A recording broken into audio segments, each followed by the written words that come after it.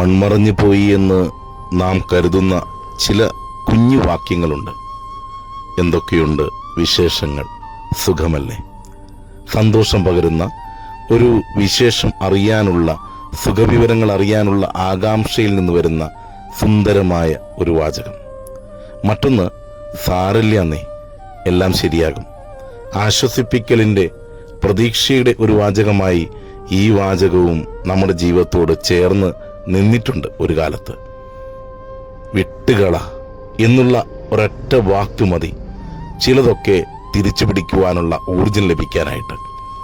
അങ്ങനെ എത്രയോ കുഞ്ഞു വാക്യങ്ങൾ, കുഞ്ഞു വാക്കുകൾ നമ്മുടെ ജീവിതത്തിൽ കരുത്തും സന്തോഷവും ആശ്വാസവും പകർന്നിട്ടുണ്ട്.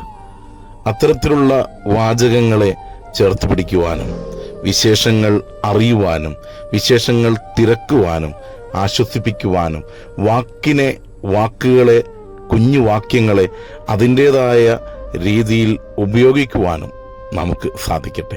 ഒരുപാട് നല്ല വാക്യങ്ങളാൽ, നല്ല സംസാരങ്ങളാൽ സമ്പന്നമാകട്ടെ ഈ ദിനം. നേരുന്നു ശുഭദിനം.